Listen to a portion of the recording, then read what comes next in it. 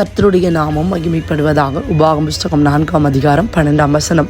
அந்த அக்கினியின் நடுவிலிருந்து கர்த்தர் உங்களோடு பேசினார். வார்த்தைகளின் சத்தத்தை நீங்கள் கேட்டீர்கள். அந்த சத்தத்தை நீங்கள் கேட்டதை அன்றி ஒரு ரூபத்தையும் காணவில்லை.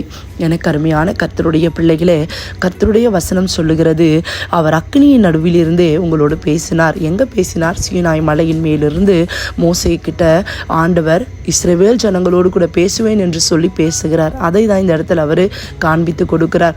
மோசே கிட்டையும் ஆண்டவர் அப்படித்தானே முதலாவது யாத்ராகம் 1ஆம் அதிகாரத்தில் ஓரேப் மலையிலிருந்து பேசினார்.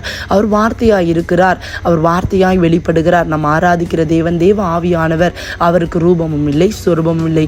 இன்னைக்கு எத்தனை பேர் அவரை ரூபமாக வார்ப்பிக்கப்பட்டு சித்திரந்தீர்த்த புகைப்படங்களிலே வைத்து அவரை ஆராதித்து கொண்டிருக்கிறோம். எனக்கு அருமையான பிள்ளைகளே, கர்த்தர் விக்கிரக ஆராதனையை வெறுக்கிறவராய் இருக்கிறார்.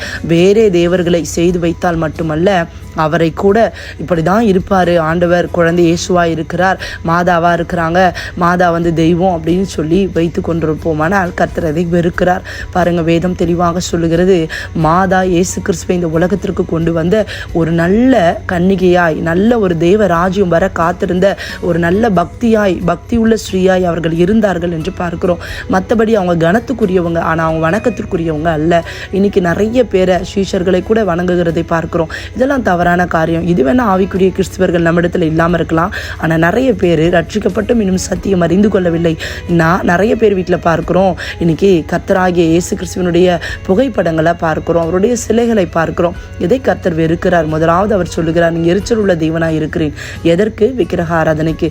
இந்த நாளில் நமக்குள்ள இவைகள் இருந்தால் எடுத்து போடுவோம். வசனம் தெளிவாய் சொல்லுகிறது. யோவான் புஸ்தகத்தில் வாசிக்கிறோம், ஆதியிலே வார்த்தை இருந்தது, அந்த வார்த்தை தேவனிடத்தில் இருந்தது, அந்த வார்த்தையே தேவனாக இருந்தது.